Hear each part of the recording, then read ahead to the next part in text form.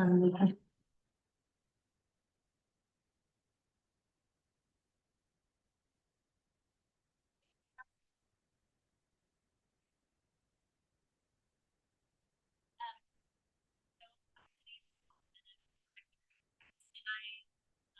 help out a lot on the back end task force, but Jay is our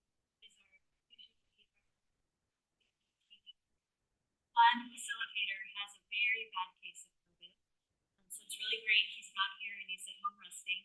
And Alyssa is online, and so they both reached out yesterday and asked me to facilitate in person, and I'm happy to do that. Denise, we're having a little bit of an audio problem on our end. I think that might be why Gail's got her hand up, is the sound was fine and then all of a sudden it cut. It's very quiet. We can barely hear you. Okay. Robert's doing a little work. I'll let him do that and then we'll keep going. Is that better at all? Yeah, that's a lot better. Thank you, Robert. He's not sure he's done anything yet. Maybe I was speaking too softly. I'll make sure to speak. All right, so why don't we just go around? So first, let me welcome everybody to our October Regional Housing Task Force meeting. Why don't we go around? We'll start in the room and we'll go around and have everybody introduce yourself, name, and if you have an affiliation. And then we'll do the folks online and move into the agenda. So why don't you get started? I'm Mayor Knott from Cannon Beach. Paul Mitchell, Board Commissioner. Steve Wright, Mayor of Seaside. Jess Alacio, City of Warrenton Commission, and I also work for the local real estate association. Roger Mitchell, I'm from Seaside. Jeff Flory, I'm the Community Development Director in Seaside. Brandon Ogilvy, Cannon Beach City Council. John Toyoka, Clatsop County Commissioner. Jared Karnofsky, Columbia Memorial Hospital. Robert St. Clair, City Cannon Beach Planner. Why don't we go to the back? Tiffany Taylor, City of Astoria Planner. Amanda Farron, Planner of the City of Astoria.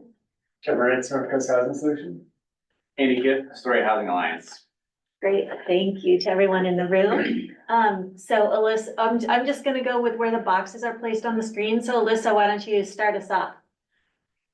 Hi, everyone. Alyssa Gertler, Clatsop County. Sorry, I'm not in person today. Gail? Hi, Gail Henriksen, Community Development Director for Clatsop County. Garrett? Hi, I'm Garrett Phillips with Columbia River Estuary Study Task Force. And Karen? Hey folks, it's been an interesting afternoon. Evidently there was a car crash in my neighborhood that took out 2 power poles. So I drove into town at an alternate location to be with you, but I'm in a drop-in desk that doesn't seem to want to use my headphone or my camera. I don't know what's going on. I apologize for that. Karen Gijen Chapman or Karen is just fine as well. I serve as the UGB specialist within the housing division here at DLCD, or the Department of Land Conservation and Development. I might try to troubleshoot my audio video for a bit. You are coming through clearly on this end. And so thank you for being here. So with the welcome and intro complete, Karen, you are next on the agenda. And so, but if you want a few minutes to try and troubleshoot your camera, Alyssa, maybe, oh, there you are. You are here. We can see you. I can still give an intro if you were going to have me do that, Denise. I was, just to give her a little more time to make sure she's got everything set up. It worked. We can see you perfectly, Karen. So you guys, and I'll let Garrett jump into, because I think this topic that Karen is here to talk about is of specific interest to the city of Gearhart. But I've had the pleasure of working with Karen at the DLCD on the Oregon Housing Needs Analysis. She's specializing in capacity and urbanization, which is why she's an expert on things like UGB expansions. And actually, she's also an expert on things like buildable land, which ties right into the work that we're doing with our buildable land inventory. So My understanding is that some of the cities here are interested in pursuing and learning more about the tool that was enabled by Senate Bill 1537 around urban growth boundary expansions. And Karin is a good person to talk about that. And Garrett, I don't know if you wanted to add anything other than that. No, I think that's it. Thanks. It just seemed like a good opportunity to have Car and Com, and the expedited UGB expansion seemed like a unique opportunity for the cities. And so looking forward to learning more. Well, unless there's any other questions or comments, Karen, if you're ready, you could go ahead and begin presenting. All right. If there are questions and comments, I am not picking you all up very well with this system I'm set up here. It's actually sound is coming off my little laptop, which is closed. So it's really dulled the sound. So maybe, is it Denise? You could help me if anybody has questions or comments. I could kind of see your hand or something. And I'm happy to pause for questions or comments. I am here's what I'm going to do today. Alyssa had a good idea to give you a little bit of context and background before I jump into it. So I'm going to do just real quick one slide, just put this into context of where Senate Bill 57 and the one-time UGB options fit into a larger context of housing planning here in Oregon. And then I thought I would get into what is the one-time urban growth boundary or UGB addition option, what is within that option, what does some opportunities and limitations within that. And then lastly, just from my limited experience, this is brand new. So the one-time UGB addition took effect early June, the first week of June of this year. It was signed into law in April from the legislative session that happened in February. So from my limited experience, just talking to a few cities, I only have a couple cities that are officially in the process. I have some tips about you all as you consider for your cities, how you might get started and some of those initial considerations that you really want to explore as you move into this. So without further ado, this is where we cross our fingers and hope everything works. Y'all seen that okay? Yes. Yay. All right. So the broader context, where does this fit in? In 2017, the state legislature passed a bill to allow accessory dwelling units in those residential zoning districts.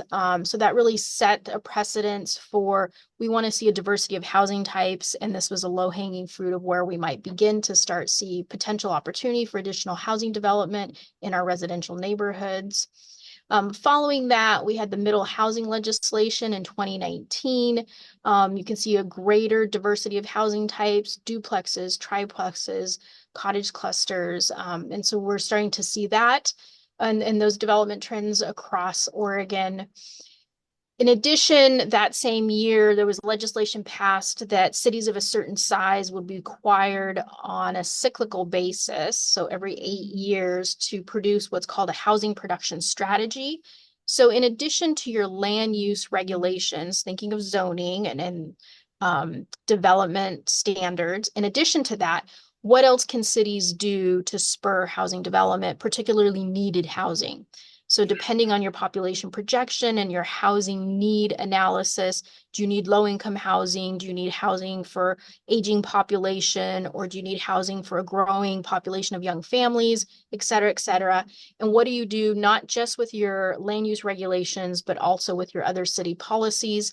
Think of things like your capital improvement plans, any big policy options around, let's say, bonds or any land banking, things of that nature that your city might consider investing in for housing. A couple of years later, followed the Oregon Housing Needs Analysis. So the legislature asked Department of Land Conservation and Development, what else can we do statewide to close this gap in a deficiency of housing production and demand for housing? And so the department did had several stakeholder groups, did a bunch of research, put together a report with several recommendations that was due to the legislator and submitted, I think, December of 2022.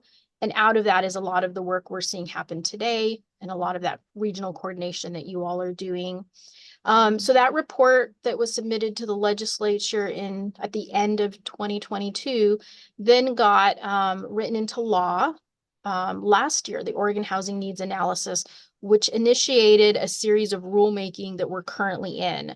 So rulemaking around how cities are doing their work for housing needs analysis and contextualizing that housing need, how cities are doing the analysis around capacity, urbanization, UGB amendments, your BLIs, things of that nature, and then how cities would be reporting or held accountable, how they might work with the state to identify and reduce the barriers to housing production. And so we're currently in a process of rulemaking right now. I believe Friday, let's see, what day is today? Wednesday. So this week, the Land Conservation and Development Commission will have their public hearing on these draft rules. So there's 3 big focus areas for those rules. 2 of the 3 were due to be adopted by January 1st. And that first public hearing at the commission is happening Friday morning. If folks are interested, you can tune into that. It's recorded. You can check it out later on the department's website, and I can send out that information if folks are interested. And finally, here we are. Hopefully this is showing up on the screen. Sorry, it's at the very bottom. That brings us to this year. Earlier this year during legislative session, House Bill 1537 was adopted. And it was an initiative that was spearheaded by the governor's office. It was a bipartisan piece of legislation that had a variety of pieces in it. And I will bring up, let's see where to go. So let's see, maybe if I do a stop share, and I'm gonna start sharing something else here. All right, did that work okay? You guys seeing everything fine? See some nods, perfect. So I just want to clarify that Senate Bill 1537 was a very large piece of legislation. It was not exclusively a one-time UGB. It had things like a housing production office that it established and funded with staff. It had things around opting into new regulatory requirements for developments, financial aid support for cities around housing production, and a few other pieces around land use regulations. So with all that, the bill also included this allows for more land supply, this one-time addition. And it also required that if you were going to do an expansion to your UGB to provide more land supply within your city, that there would be some requirements that a portion of that would be developed as capital A affordable housing. And what I mean by that is deed restricted, regulated affordable housing. Again, this was spearheaded by the governor's office, so I borrowed some of their slides and updated it just to reflect our work. They built a very large coalition across the state. I'm sure it's even larger than what's depicted here, but these are some of the organizations that work around housing, community development, and land use and development in general that had input and were consulted in the creation of the bill. So getting into what is within the bill, it does allow for larger cities to add 100 acres to their UGB, 50 acres for smaller cities, and cities must determine if they're eligible to utilize it. So there's 2 eligibility requirements. Under each of the eligibility requirements, there's a couple of different options. The first one is there a demonstration that your city needs more land in their UGB. So what if you have a bunch of land in your UGB that hasn't been developed? Your BLI would reflect it as development capacity. You know, should you pursue this option? There's a demonstration of, you know, if you've had a UGB expansion in the last 20 years, what does that land look like within that most recent expansion area or those most recent expansion areas over the last 20 years. Many cities have not expanded their UGB since original acknowledgement or haven't done it in the last 20 years. Maybe they did it once 30 years ago or 25 years ago. And so then you would look at, well, what kind of development have I seen in that UGB and how much capacity do we have left in the UGB? And that's really looking at what your existing residential capacity is. So no city can add more than 100. There's some stipulations for metro, which I won't get into because those are just 3 counties here in the state. And then I mentioned the affordability requirements. So some of the parameters just to set out, are we eligible and under what eligibility criteria would we be? And then it's interesting, what I found really intriguing about the bill was thinking about a UGB expansion with some of the aspects of a complete neighborhood. So how are we doing multimodal transportation in the area?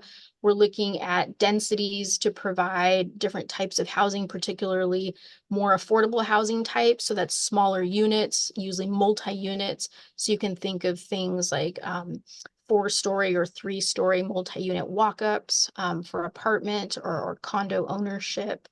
It looked at, do you need open spaces and protections for natural resources? And then assuring that you would have binding agreements for any urban services. So how will we get electrical out there, water services, things of that nature, and so that it has some forward looking, okay, we know how and when the timing would be and what the capacity would be for these public services in these expansion areas. So it's a little bit more analysis than you would do under a traditional UGB expansion. If your city is not looking at adding 100 acres or 50 acres, your city might look at a small scale or a swap. So there will be cities that, oh, my UGB has too much capacity. I don't qualify. I don't meet the threshold. But there's an area within our UGB that we feel is very constrained or has topography, or we're not even sure why that area was added in the original acknowledgement and it hasn't developed over 30 or 40 years. It's a large piece of acreage. We'd like to get rid of that within our UGB and we know where we might expand. Could we swap that in? And so there's provisions in the bill to do a UGB swap in lieu of an expansion. So that's something a city might consider. And then there's the option for cities that are like, oh, our population projection and our growth analysis, really, we just need a small expansion area. We need a bit more land and we have an idea of what might be ideal adjacent to our UGB. So you can do a 50-acre option. I will specify that the land swap, you do not need to meet any of the eligibility criteria. The 15-acre small expansion, you're still going to do your analysis of, are you eligible to do that small expansion? And you will still need to provide 30% of those units will be affordable. So you really want to balance some of those pieces. I think maybe before I go into questions, I wanted to pull up one more thing and we'll launch back into questions. I mentioned that we now have a little bit of experience with cities pursuing this, and I just wanted to share some of the insights that I've gotten there. And sorry, I did not make slides for this piece, but Garrett and all, I might just email. Uh-oh. Why?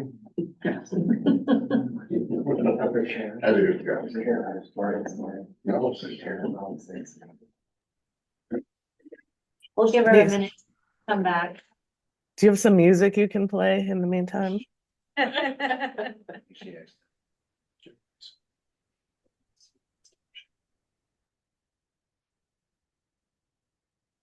Alyssa. This is Brett in the back of the room. Hi.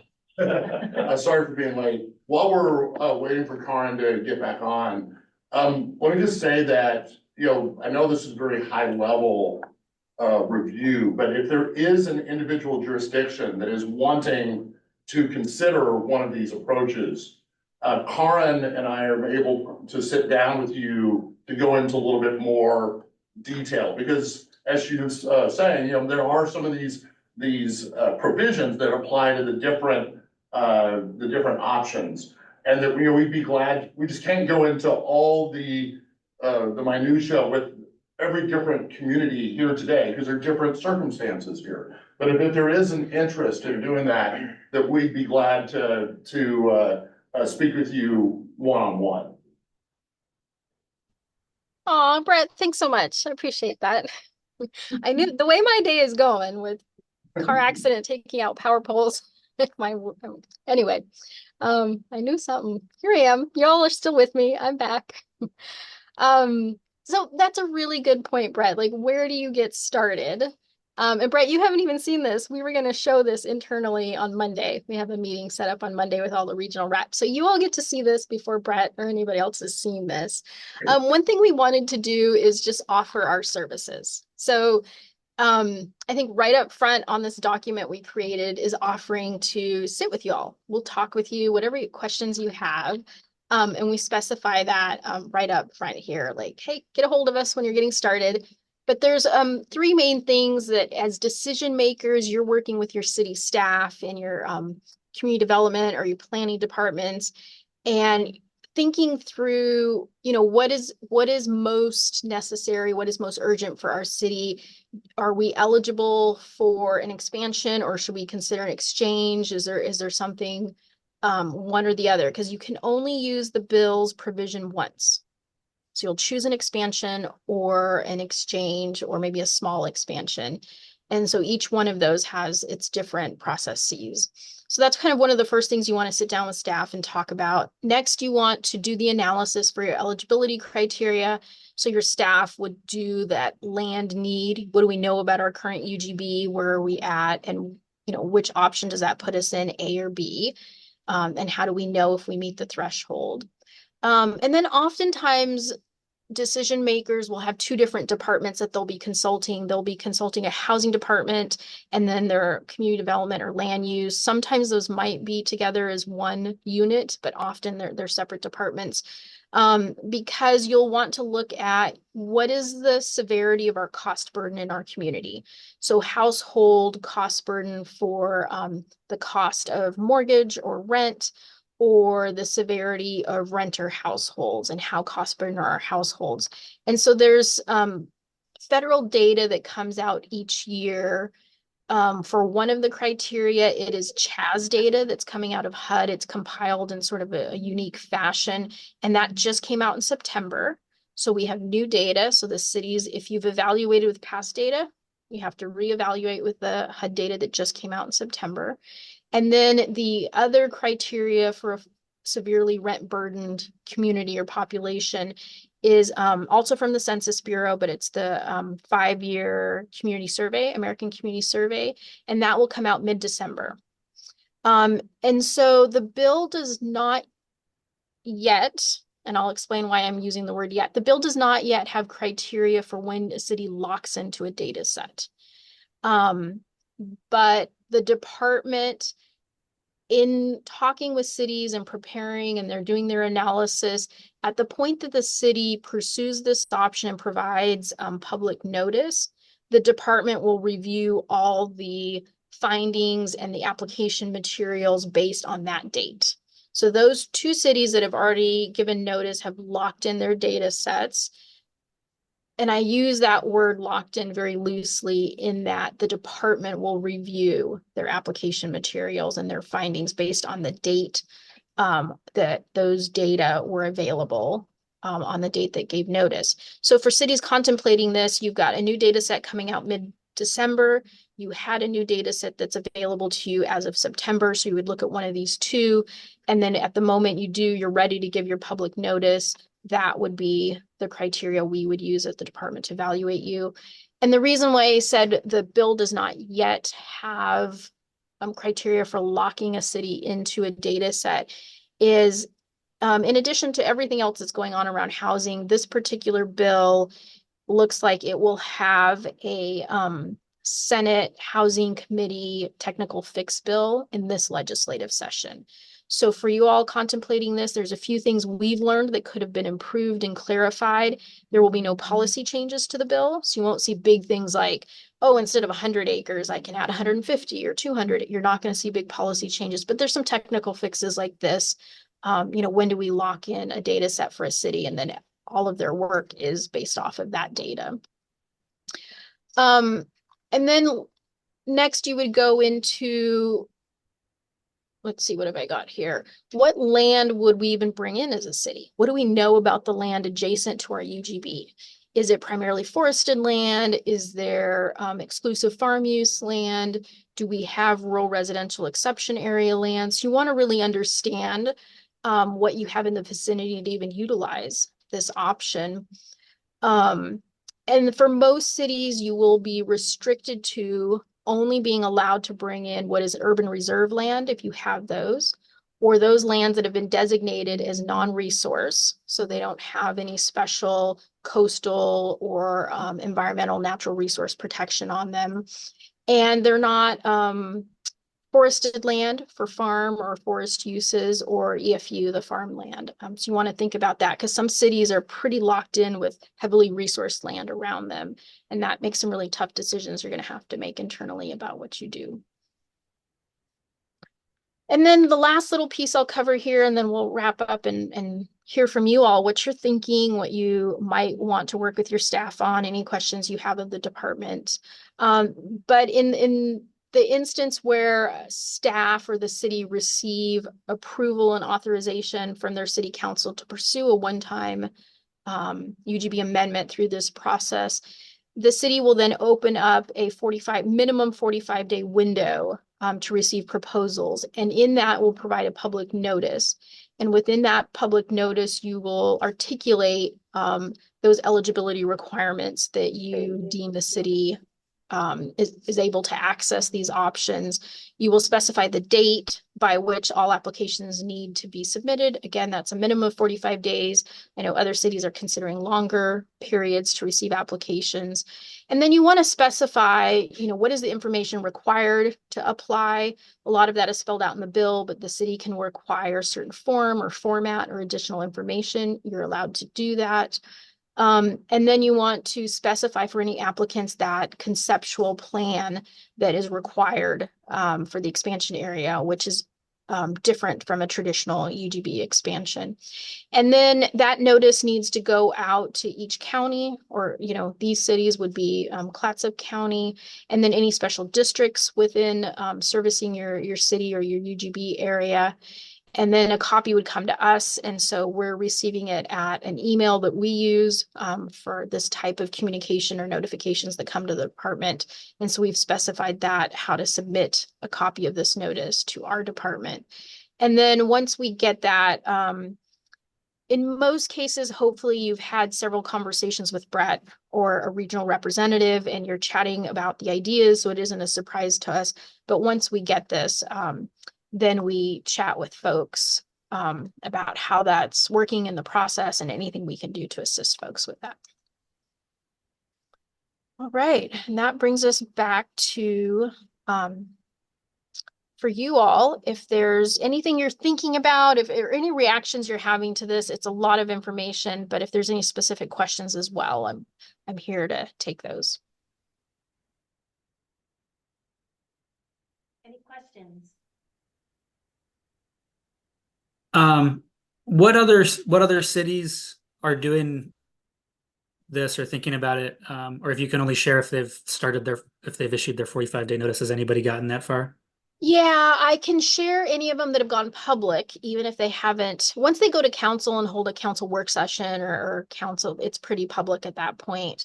But there are some cities that are contemplating it and they haven't quite gotten to council yet, or they haven't gone public. And so I have a few cities in that. But I can share that City of Medford, or excuse me, City of Medford went public. They've discussed it with their city council. We haven't heard from them if they're actually going to do it or pursue it. So we're waiting to hear back from City of Medford. City of Bend, they opened up. I think they did a 2.5 month period to take in applications. So they've just closed theirs and they've received a few applications. They're reviewing it. We'll sit down with them and support them on that work. And then down in Southern Oregon, I think northeast of Grants Pass, there's a small community there, Eagle Point. They've gone public. and they've closed their window as well. They got a couple applications. They got a few applications actually. And so I will say that each of the cities have had different experiences and made some different mistakes. I will say that, I will caution that the more you can connect with Brett and I early on, we'll make sure that those mistakes are caught before you do your public noticing and things of that nature. All right, I'll add, in my Ward County area, Clatsop, Columbia, Tillamook, and Lincoln counties, there's one jurisdiction that's been having more conversations with us, but they haven't pulled the string. At least there's one that's considering, but hasn't decided to move forward quite yet.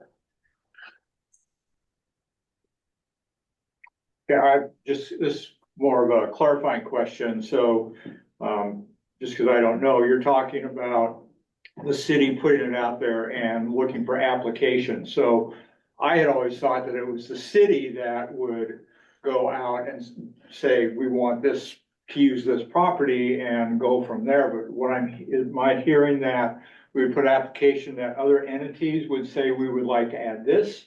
Talk about that. There's a difference in a regular urban growth boundary amendment that the city initiates versus the Senate Bill 1537 legislation. So I mean, there still is the opportunity for a city to do a city initiated urban growth boundary amendment should they have, the justifiable need to be able to petition that themselves. This is specific and special legislation that gives special one-time only possibilities, as Karin had outlined. So Brett, that's absolutely right. And I'll even build on what Brett said, in that a traditional UGB amendment where a city initiates it and follows an analysis process set forth by rules and statutes, a property owner cannot opt out of that. So when the city says, hey, my city needs more capacity to grow, we need more housing, we're expanding our UGB, we did all the analysis that was required of us and we're expanding in this way, a property owner can't say, hey, I don't want to be part of this. That's not an option to an individual property owner. But because this is a one-time with lesser analysis, a bit less requirement, there's some safeguards around appeals on this, and this is very expedited. In this case, you're right, it is not entirely city initiated. A city must choose to want to participate. They may have some ideas because often city staff have heard from landowners near the city, and a lot of city staff will know like these landowners would be very interested in coming in the UGB. So you may have some ideas and you can start working ahead of time with your relationships and your contacts and say, hey, we might pursue this. We'd encourage you to apply. But it is very much in the discretion of the property owner. Do I want to or do I not want to? It's their choice. If they do not apply, a city cannot make them be part of this. So that is a very distinguishing factor. And then at the end of the day, when the city chooses if it is going to ultimately expand or choose one of the proposals, it is city initiated. It is only the city that can bring forth that application to DLCD. So no other entity can do that. A private developer can't come in and say, hey, I'm doing this and I want this expansion in X city and I'm submitting it to DLCD. It goes through city process, through city approval, and it is a city application to the State Department. So just to follow up on that, so if outside property owners, developers want to have some property that they would like to add, how do they know that? How are they getting this? How is this information getting out to the public right now so that they'd be thinking about that and thinking about approaching the city? I'll say in the conversations I've had, there have been conversations between developers and planning departments already. So the planning department knows kind of where there's some interest. But you see that the development community out there has a pretty good awareness. Yeah, I mean, there's been conversations over past, weeks, days, months, years, that Jane Q property owner knows that there's some interest, or that there's been conversations actively between those cities and their adjacent property owners to determine whether there is some interest, that the city is actively bringing this forward to their adjacent property owners. Right, so a historian could say we've identified some people that might work for, and then we would reach out to them to ask them to apply. Right, that is a possibility. That would be a, Right. yeah, okay. Yeah, and I'll just add to that what's already happening and then what will be happening. So what's already happening is League of Oregon Cities and the Oregon Home Builders Association and the Oregon Property Owners Association. They were proponents of this bill and this particular provisions in the bill. So they've been pushing out a lot of information. I would be very surprised if there are developers in Oregon that are not tied into one or all three of those networks, in addition to industry networks that haven't heard about it. They put out a big mailer. Oh, my camera's not going to focus on this. There was a big mailer that's not focusing that was put out at mayor's conferences, things of that nature. So that has been happening. But at the time the city does choose to pursue this, that public notice with the 45-day window, that is what you will be required to do, is provide that public notice through those communication channels that your community sees around land use, and many developers are following those. And Karin, if you could also just talk a little bit, part of why there's a need for an expedited process when there's already an existing UGB process, and why their property owners are being asked to participate in the way that you just laid out, is because the goal here is the expediting of the housing production to meet the governor's goals, to meet the targets that you laid out, to do the planning that you outlined as part of the requirements. So there's a reason that this process is in place, and it's around expedited housing production. Is that right? Correct. So I mentioned that in 2019, there was legislation around housing production strategies. And I think this legislature and this governor saw the need for both production strategies to spur housing development within cities and within those existing UGBs. But they also heard that the traditional process for establishing a UGB expansion can often be very involved with public input and community engagement. In addition, it's often very risky with litigation and appeals. And so this expedited process, it really streamlines some of the analysis. It curtails some of the public involvement. There is public involvement involved, but it's pretty streamlined. And then it is not treated as a land use decision, so it doesn't have the same risks of appeal. So that hypothetically will reduce quite a bit of the timeline from what would be a traditional process. And to your point, the traditional process is still available and still happens. This is a process that is focused on specific outcomes and a specific shorter expedited turnaround, is what you're saying. And we have several cities that are currently pursuing the traditional process because the 50-acre or the 100-acre limit is not reasonable for them. You know, they're still going to put staff resources and time, or for a variety of different reasons, they would choose to pursue the traditional over this expedited. But, you know, that doesn't preclude them from 5 years down the road choosing to do this expedited process. So there is a 10-year window. It does sunset January of 2033. I would add that we have seen an uptick in the number of standard urban growth boundary exchanges or swaps. As we said, Vernonia just had one approved this last year, focused on residential development.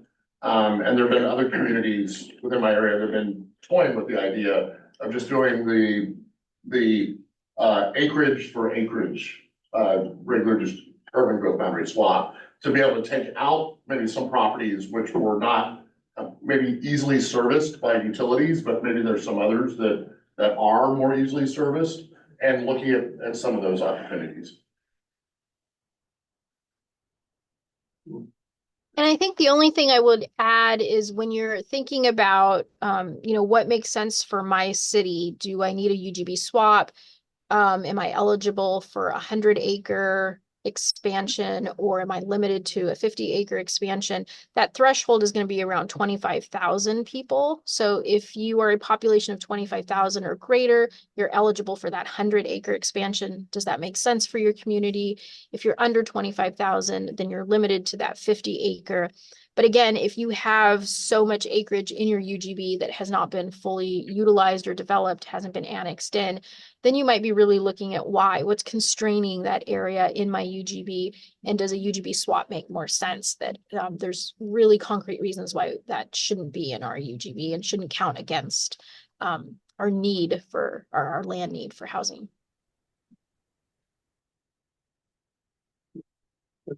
Can you work the system a little with this?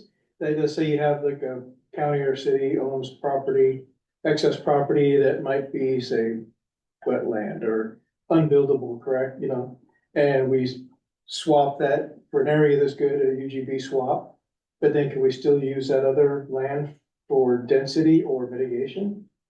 Yeah, so if you're doing an urban growth boundary swap, you're taking something and you're looking at net developable acreage. So let's say you have an area that has a whole lot of wetlands in it, and you have a 50-acre parcel, but only 5 acres is developable. Then you can only add 5 acres of developable land elsewhere. But you're taking that whole area out of your urban growth boundary.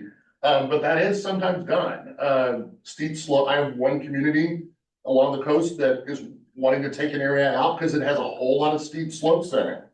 And it's hard to develop. When you start taking a look at the amount of net developable acreage, it's a big, large area with only a little bit of this. They're looking at putting another parcel in that's smaller in size, but is flatter and easier to develop. Okay. Is there something different between hard to develop and undevelopable? Yes. So that if it's hard to develop, it could still be a swap, but it has potential to be developed, but we don't, it just costs more. So swapping it out, could we swap out for like, I mean, how do you draw those lines? Is that just sort of structure or judgment call? I'll go back to, I'm gonna put my old city of Astoria hat on as an example. There's an area inside the Astoria urban growth boundary, which is owned by the federal government. I was thinking of that. And the thing is, it's a designated as kind of a wildlife preserve. And the city's adopted buildable lands inventory noted that it was a federally owned property, and the likelihood of it developing was probably pretty minimal. And so one of the ideas in the existing City of Astoria buildable lands inventory is to do an urban growth boundary swap, to take that area out, just because good. Now, what is interesting is when I was the community development director there and that was approved, I thought, no way would that ever develop. What was interesting is that there was a developer who was toying around and talking with the federal government about doing some swapping of some land, to be able to take that away as a wildlife refuge designation and put it somewhere else. Mm-hmm. So I was even a little bit surprised myself. I thought that was going to be here forever and would never change. But the federal government was toying around the idea. It never happened. But the thing is that's a case from a policy standpoint that the city could say, we prefer to have development elsewhere that makes more sense for us for the reason of, the likelihood of it being developed because it's a federally ownership is maybe more challenging. And we want to have a place that is owned by another property owner that may be more prone to having development on it. Yeah, here we're getting, you get really specific here, but what I'm hearing you say is that there is the potential to actually, that's a viable consideration for Astoria to look at that and see if we could create a swap to. The thing is even though it's federally owned, even though it's in some challenging terrain, even though it's been designated a wildlife refuge, that it's still, if you took all that away, would be buildable, and then ergo weekend. Here's gonna be the nuance now. That buildable lands inventory was done 15 plus years ago under a whole different set of land use rules Now there's now a new buildable lands inventory, which is happening. And so it's going to be looking at saying, how do the numbers come out, moving forward under the new laws? Yeah, we're gonna see that a year from now or so, get into that, and so another reason why. The other question that just jumps up is, how long is this one time gonna be available? Is this got a sunset on it, or is it gonna continue out there? And with that in mind, so it at best would maybe be a couple of years before Astoria knows what its new buildable land inventory is and how it differs from the past one, because there will be new criteria possibly involved in determining what's buildable and what's not, and what the housing inventory is and all that sort of thing. So we don't know. So it's going to be a couple of years. So that's why is this going to sunset? Is it even worth Astoria to be even thinking about this at this point in time? Karen, when do you want to answer the question? I would split some hairs here. I'm getting a little bit into the weeds and I'm reluctant to do that. There is a difference between the traditional UGB process and looking at your capacity within your buildable lands inventory, and then looking at this UGB expansion. And then land need criteria is somewhat more simplified here. I would argue it needs some technical fixes. So I told you all that there's a bill happening. There's some fixes around how that determination of land need is done, but it's a much simplified process from what it is from a traditional UGB expansion, in that it doesn't look at buildable lands inventory. It sort of looks at acreage within a UGB that hasn't been annexed, what is left undeveloped. That gets really complex. There's a little subjectivity in there. So I want to grant that nuance to this conversation. And for cities that are looking at an exchange, it's also a different criteria around the exchange than the traditional UGB swap that we have in today current rules and statutes. So in this case for the bill, I would direct you to Section 58. I know there's a few cities that have already started looking at Section 58, and what it specifies there is the acreage that's added needs to be roughly the equivalent. So you can already see it's not very specific, roughly equivalent what you're adding to what you're taking out. The caveat that, any lands removed must be residentially zoned. So in that case, Brett's example is, I would argue that's not residential capacity, but it's residentially zoned. So yeah, you could take it out. And then the caveat that anything you bring in would be zoned residentially at equal to or greater density than lands removed. So you really have to think about, okay, I'm going to swap this out. And what does it look like when I'm bringing in? Those densities have to be equivalent or greater. And so there's some opportunity for more housing if you go with the higher densities. And so I think some of this is very similar. Brett, you'll recognize it from our traditional land swap, but there's just enough nuance that it changes it just a little bit. So as decision makers are thinking policy-wise what they need for their communities, these details, we would be supporting staff, the city staff, to work through these details with the department. Karen, there's the question of how long are the provisions in Senate Bill 1537 applicable? Yes, it sunsets 2033, so approximately 1 decade from when the bill sort of initiated and started last year. And so just to clarify, and I'm maybe, confused a little with things. When you're looking at not a Senate Bill 1537 UGB swap, if you're just looking for equal to equal, there is no need, calculation of need necessary. It's if you're getting out of you're just doing a standard urban growth boundary exchange or swap. You're not getting into the issue of need. Yep.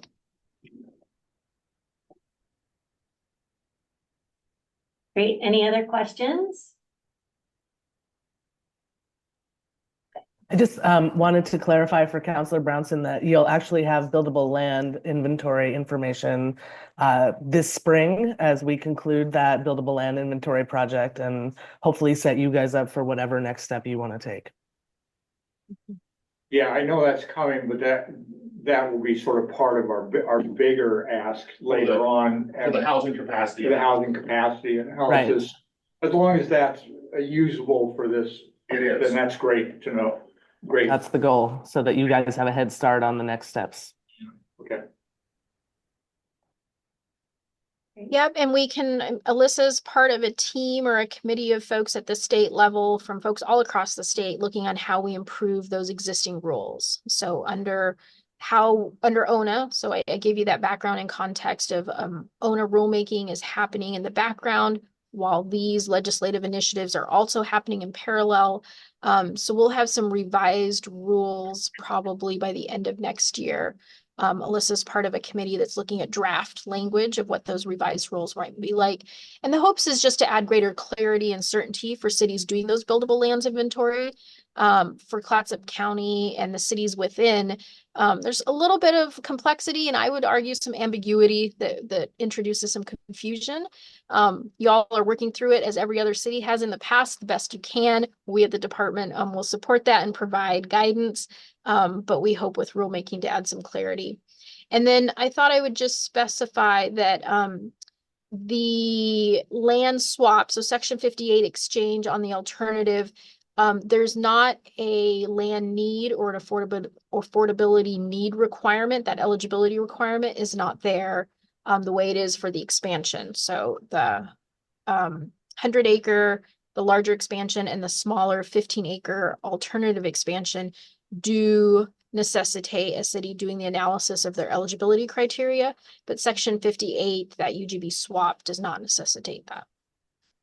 So it's a little bit less analysis on your city staff of, okay, we're going with a swap. What do we need to do? It's quite a bit less. There's just a little bit of, make sure you're swapping out residential for residential. What are the densities going to be, what you're swapping in? And then you're still looking at what kind of lands do I even have to bring in, because they cannot be resource land,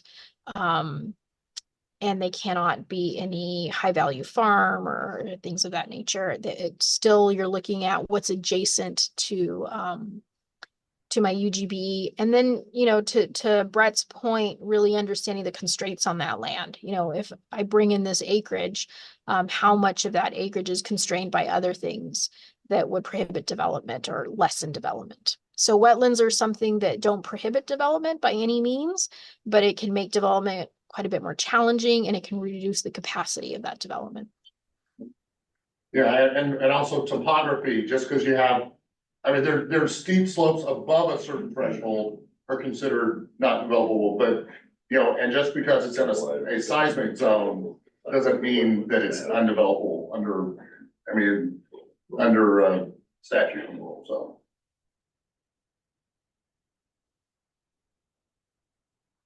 All right. Thank you very much for the presentation, Karen. Thank you all. Brett and I will be available if any cities have follow-up questions. Otherwise, I'm immensely impressed with the coordination that's happening across cities within the county. So I know a lot of that work is led by Garrett and Melissa and her team and others, some of the city work and Brett. So we're here to support and in gratitude and admiration of the work that's happening on the ground there on the North Coast. Great. Thank you very much. All right, so we're going to move into the Regional Housing Task Force 2025 Outlook. And Alyssa, I'm hoping you are planning to lead this. Well, yes, this is a conversation that has come up among the various staff members who work on planning the agendas for these meetings. And this is our last meeting of 2024. As you guys know, we take off November and December so that we don't have to have meetings on Christmas and Thanksgiving. But as we start moving through our plan of work next year, we'll be wrapping up the grant project. And we wanted to just take a minute and get people's thoughts on what's relevant, interesting, useful, that we might want to make sure is teed up on the agenda for early next year. We're trying to build out a little bit of a work program so that we can start populating this agenda more meaningfully. We've heard a wide range of suggestions, such as the one you heard today, which is deeper diving on what's happening with the state. But we've also heard suggestions like bringing in more developers to talk about their interest in developing on the coast. Really, we've heard all kinds of suggestions. So we just wanted to make a little space to get any ideas that folks have so that we can roll into 2025 with a good program for the task force for the year. And I'll let any of the other staff who were part of that also feel free to jump in if you want to add anything.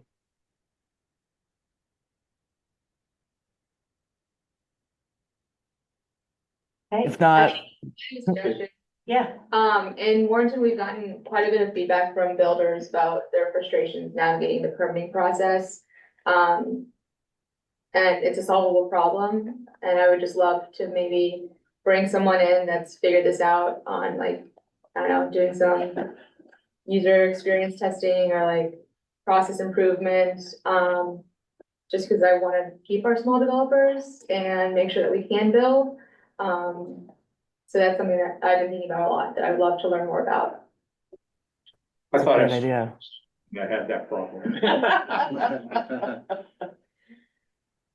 For me, this is Jared from the hospital. I would love to hear from developers who are actively working on getting either approvals or their midway in projects or things. I mean, from a hospital's perspective, it's nice to know when we anticipate these housing units coming online.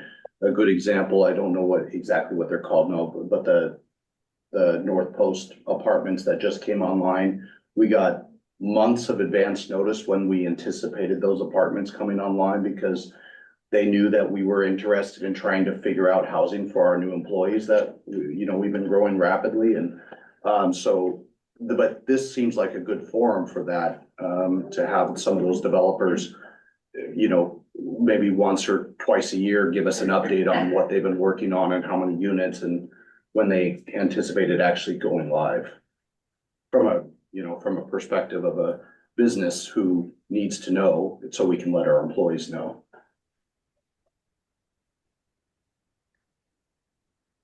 Melissa, is that something that can be added to the housing mapping that's being done by the county right now? As another line that maybe as staff, we can communicate with the developer, hey, what's your estimated date of completion and C of O?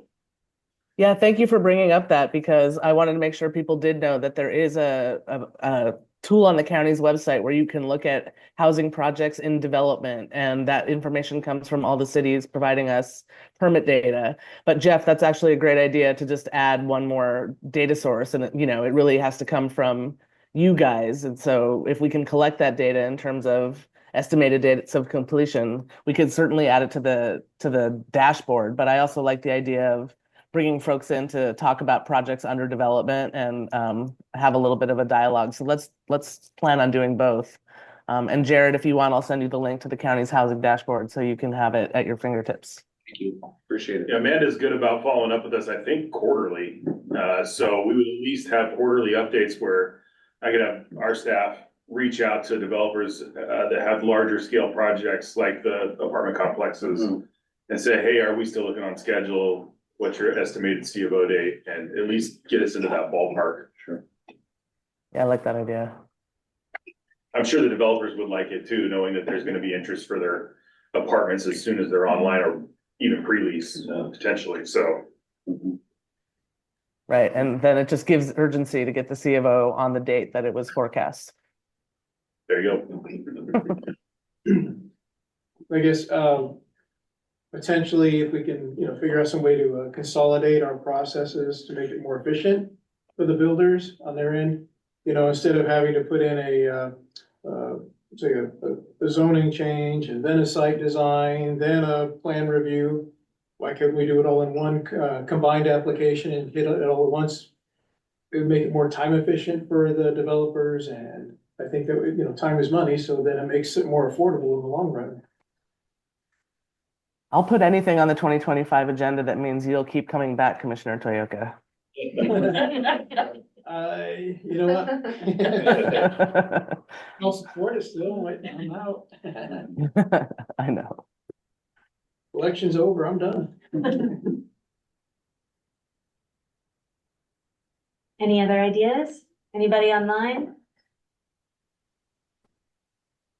You're welcome to email at any time as well, or just connect with any one of us, and just wanted to get you guys thinking about next year.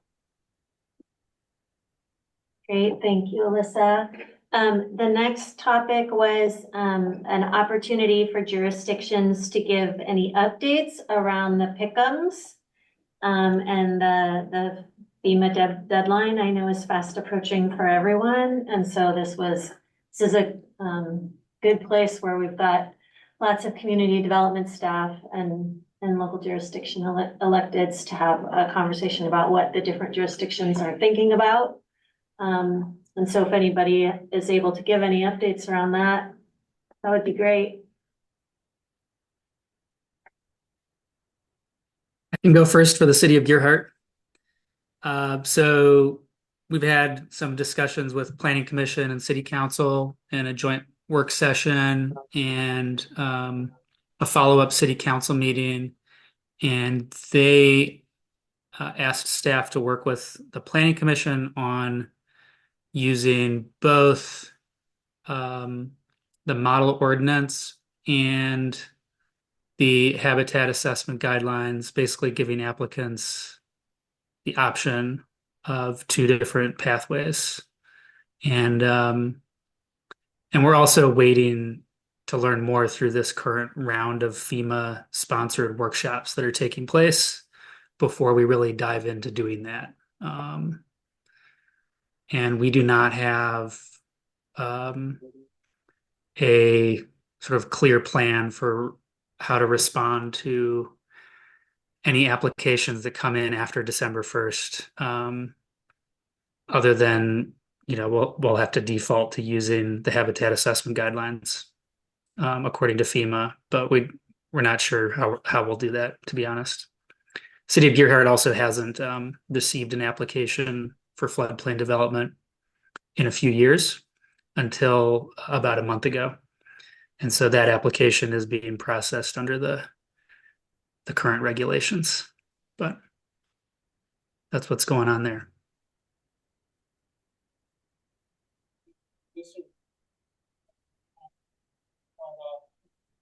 Newsletters.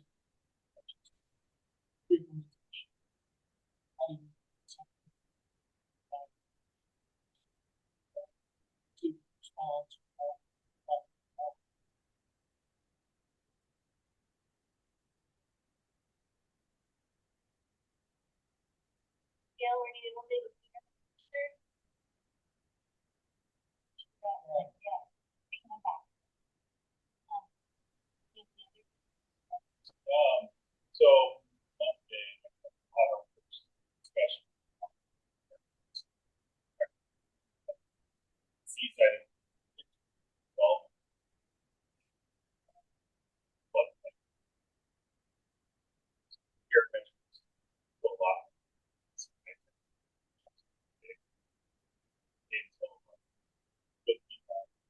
lot of questions asked.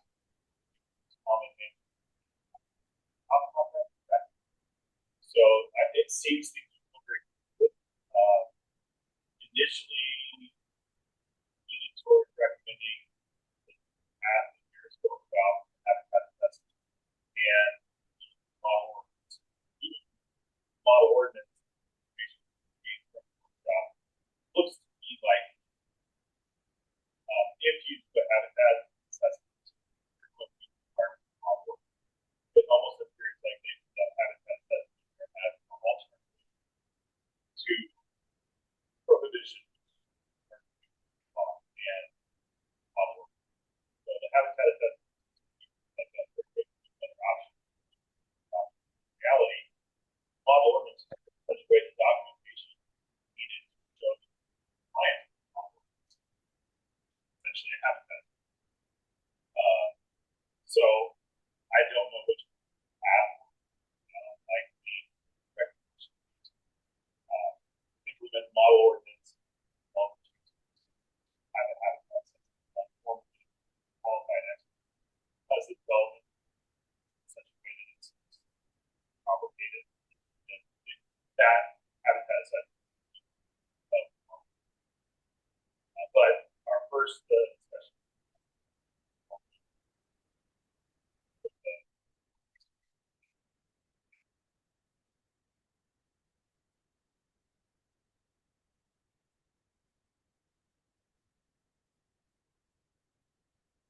I'll jump in, but Matt, you there as Paul.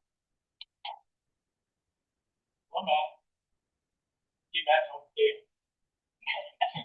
met with all MPO overall. Just a few things that we're working on. One is, of course, the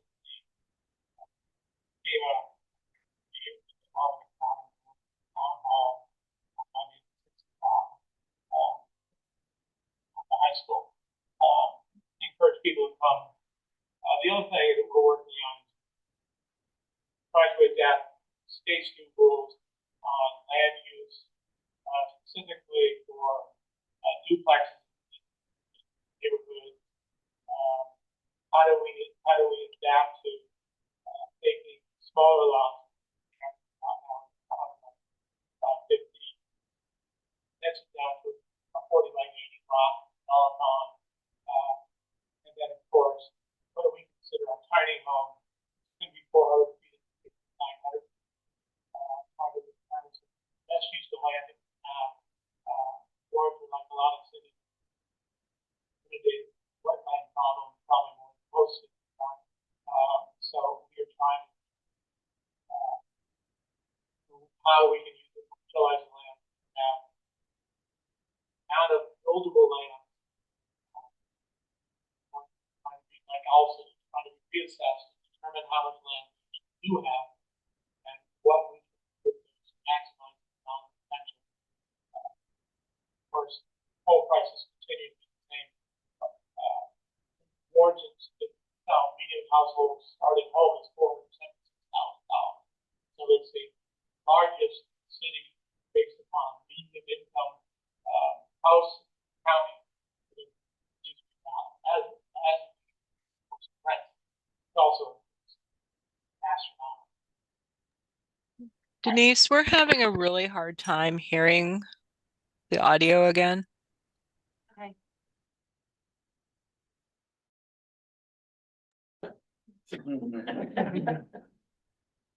Oh, there's Gail. Yeah. Gail, I think you were out, but we are doing an update on the pickums. Can you hear me? Yeah, I can hear you. Okay. And so, we were wondering if you could give us an update on what the county is thinking about doing. So the board has had 2 discussions about this at work sessions back in August and has not made a decision yet. Back on August 28th, they agreed that they would look at a temporary moratorium, and that item scheduled for November 13th and would become effective immediately, since we're not going to make the December 1st pick'em deadline to have a pick'em implemented. And we have another work session scheduled on November 6th to discuss which of the pick'ems the board might want to consider. So that's kind of where we're at right now.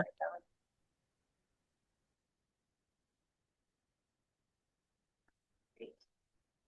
Let's see.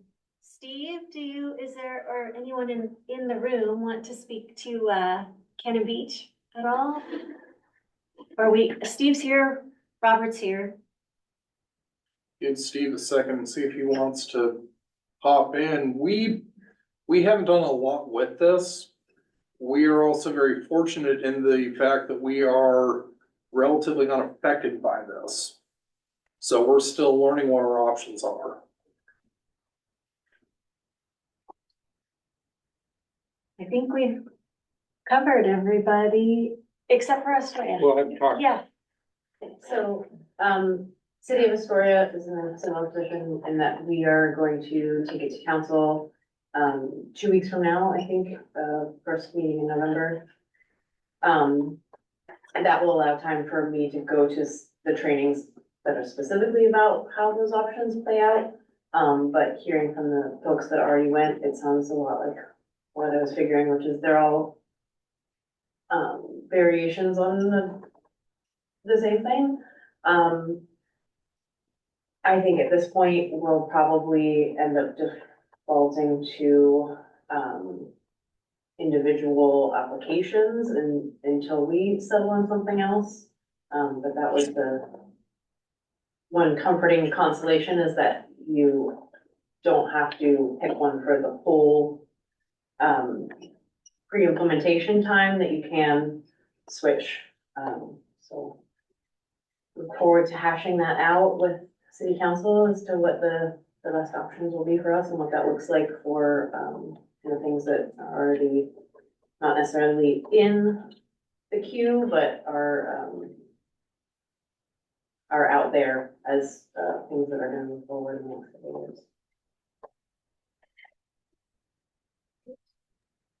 Yeah, I just to jump in. I know, sorry, I saw Commissioner Mitchell was speaking for Warrenton, but it was during the time that I couldn't really understand everything that was being said. So I just wanted to highlight, right now, staff has prepared an ordinance that will be considered at the November 12th Planning Commission meeting to adopt the model ordinance language in its own section in such a way that it is equally easy to repeal it should there be a legal challenge or an injunction or anything like that. And so we are trying to be very careful about how tied in that section gets to the rest of the ordinance, trying to make it kind of easy to remove when it becomes necessary to do so. So that's kind of at the direction of the commission, and the planning commission has already unanimously recommended approval of the ordinance. So it'll be at the November 12th commission meeting for their consideration.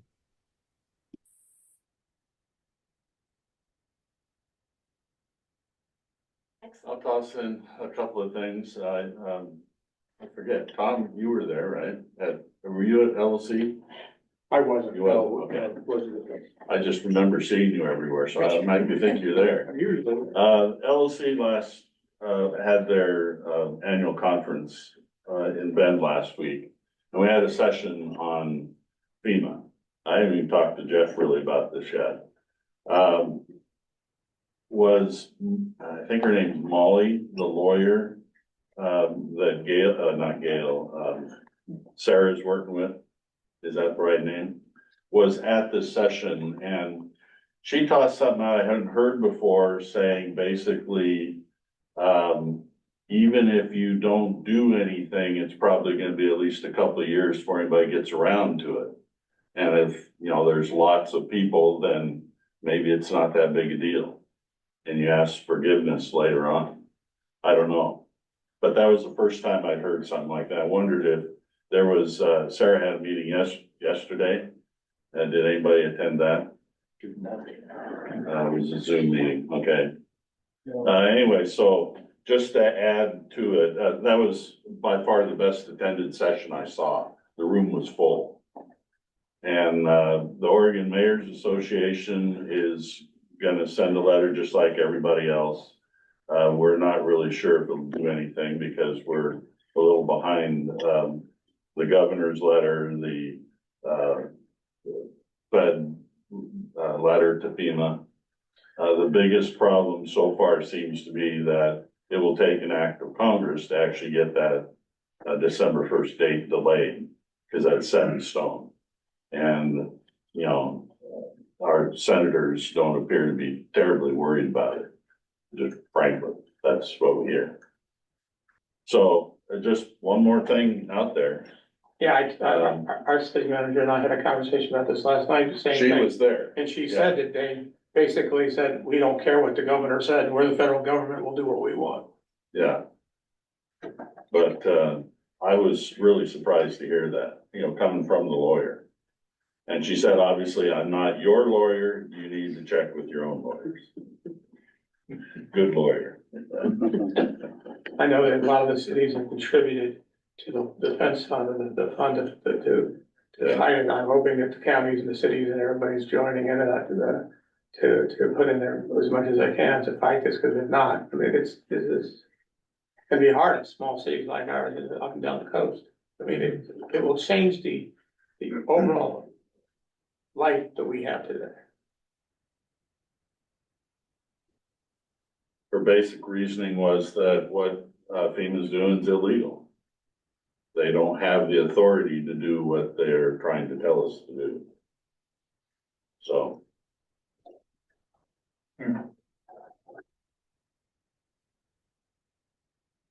I think it's $250,000 the cities have now put up so far to start the fund.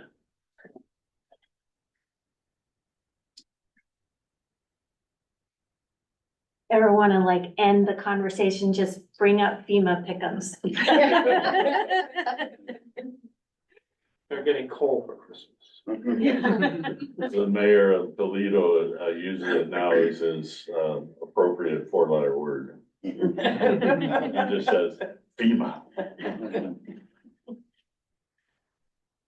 All right, well, and then, final agenda item is next steps, and so Alyssa or Garrett, I don't know if either of you have anything for that part of the agenda, or if it's basically, we are not meeting, in November or December. We are already talking about a meeting in January, per usual, the fourth Wednesday of the month.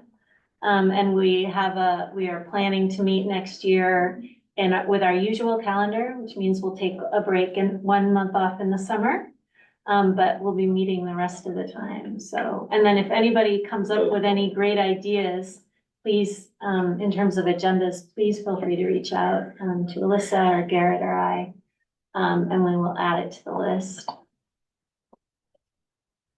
Yeah, anything else for the good of the order? I do. Yeah. We are losing some people, due to term limits and not running for election and all of that. So I'd just like to say thank you to the people that have put their time and effort in. And I know personally, Brandon, I will miss you on this committee as well as others. I'm sure you're counting down the days, but thank you all. Yeah, both of you, have been part of the group from the beginning, and so thank you very much for your time, for making the time in your schedule. I know, it's a lot of voluntary effort, and so we all really appreciate it. I just gotta note that I'd be another one that'll be missing. Oh, you're leaving as well? Yeah, I'm leaving as well because I'm ending my term here in December as well. Yeah, thank you. Yeah. And thank you for the reminder about that. Great. Well, unless there's anything else, we will close the meeting, and we'll see, for everybody who's continuing on, we'll see you all in January. Great. Thank you.